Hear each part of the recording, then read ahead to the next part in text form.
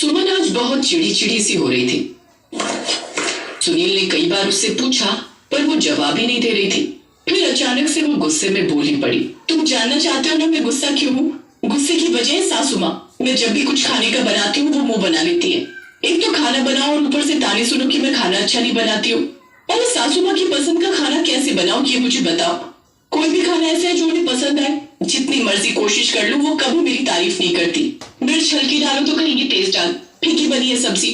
और जब मिर्ची तेज डालती हूँ तो कहती है तूने मिर्ची तेज कर दी है। जितना मर्जी कर लूं पर उन्होंने कभी मेरे हाथ के खाने को पसंद नहीं किया। मेरे गुस्से की यही वजह है। मैं क्या करूं सुमन, मैं माँ को कुछ कह भी तो नहीं सकता।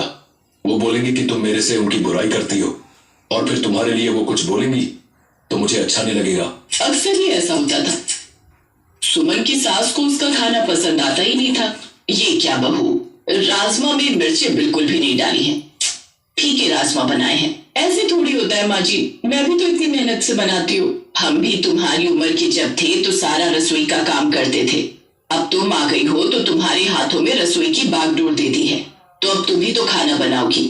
एक काम करो, आज करेले आलू की सब्जी बना लो, बढ़िया करारी सी बनाना। ठीक है माँ जी, सब्जी वाला जा रहा है, मैं करेले ले लेती हूँ। सुमन सब्जी वाले भैया को रोक लेती है। कच्चे कच्चे करेले देना, बीज वाला करेला ना हो। आंटी जी मुझे पता है आप अपनी पसंद की सब्जी देते हो, इसलिए मैं आपको पका हुआ करेला नहीं दूंगा। ये देखो बढ़िया कच्चा करेला है। हाँ करेला तो बढ़िया है, एक काम कर 1 किलो कर दे। और सुन ये टिंडा कैसे दिया? टिंडा अरे लगा दूंगा, सही रेट आंटी जी, ले लो जितना लेना है। बहू कल भरवा टिंडे बनाना, मुझे भरवा टिंडे बहुत पसंद है। ठीक है बना दूंगी। सुमन ने रात को करेले बनाए और अगले दिन टिंडे, पर वो भी उसकी सास की पसंद के लिए बने थे। ये उसकी सास का कहना था। बहू कोई फायदा नहीं, तुम बढ़िया खाना बना ही नहीं पा रही हो, मुझे तो बिल्कुल पसंद नहीं आता। एक काम करो, तुम कहीं से कुकिंग क्लास ले लो ताकि तुम मेरे हिसाब से मेरी पसंद का खाना बना सको। अब तो मैं हिम्मत हार गई हूँ माँ जी, आपको तो कोई खाना पसंद ही नहीं आता। सुमन का मन थोड़ा खराब हो गया था और उसे समझ नहीं आ रहा था कि वो अपनी सासू माँ की पसंद का खाना कैसे बनाए। माँ जी आखिर क्या पसंद करेंगी, कि ऐसा क्या खाना बनाओ जिससे उनके मुंह में पानी आ जाए और उनका दिल खुश हो जाए। अरे इस किताब में कुछ लिखा है, सास को खुश करने के नुस्खे। सास की पसंद की साड़ी खरीद कर दो, सास के रोजाना पैर छूकर आशीर्वाद लो, सास की पसंद का खाना उनके बचपन की डिश होती है, उन्हें वो बनाकर खिलाओ। मिल गया आइडिया, सासू माँ की बचपन की पसंदीदा डिश बनाकर उनको खिलाऊंगी जो सुनील की नानी माँ यानी कि सासू माँ की माँ बनाती थी। सुमन ने अपने ससुर जी से इस बारे में बात की। बहू जहाँ तक मैं जानता हूँ, एक बार सुनील की नानी ने मुझे बताया था कि तुम्हारी सास को बचपन में तंदूर की रोटी के साथ बैगन का भरता बहुत पसंद था। बहुत शौक से खाती थी वो बैगन का भरता तंदूरी रोटी के साथ, और हाँ साथ में तड़का छाछ भी पीती थी भाई। थैंक यू बाबूजी, आपने मुझे ये सब बताया। सुमन ने वही तंदूरी रोटी और बैंगन का भरता बनाने के बारे में सोचा। हाँ सुनील, मैं अपनी सासू माँ के बचपन की याद को ताजा करूंगी और उनके लिए तंदूरी रोटी और बैंगन का भरता बनाऊंगी और साथ में तड़का छाछ भी। मैं तो कहता हूँ कि तुम्हारे चेहरे पर बस ये खुशी ऐसे ही बनी रहे।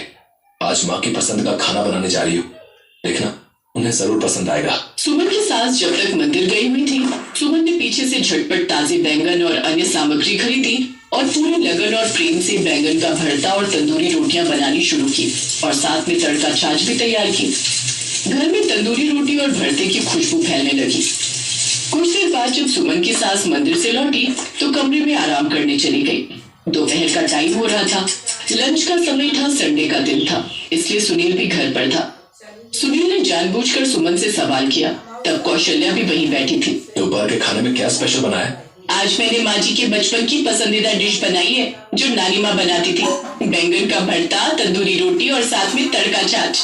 माँ जी ये तो आपकी पसंद का खाना है ना? खाने की थाली में तंदूरी रोटी, बैंगन का भरता और तड़का छाछ देखकर सुमन की सास की आंखों में आंसू आ गए। हाँ बहू, ये तो मेरी पसंद का खाना है, मेरी माँ बचपन में बनाती थी और मुझे गरम गरम खिलाती थी। तुमने तो मुझे मेरे बचपन की याद दिला दी। ये स्वाद बिल्कुल वैसा ही है जैसा मेरी माँ बनाती थी। तुमने मेरे बचपन की सारी यादें ताजा कर दी बहू। थैंक यू माँ जी, आपको मेरे हाथ का खाना पसंद आया, ये देखकर मैं बहुत खुश हूँ। मैं हमेशा से यही चाहती थी कि मैं आपकी पसंद का खाना बना सकूं। सुमन की सास ने सुमन को गले से लगा लिया। उस दिन से सुमन और उसकी सास का रिश्ता और भी मजबूत हो गया। सुमन ने यह साबित कर दिया कि प्यार और सम्मान से रिश्ते और भी मजबूत होते हैं। सुमन की एक छोटी सी कोशिश ने उसके और उसकी सास के बीच में एक प्यार भरा रिश्ता कायम कर दिया।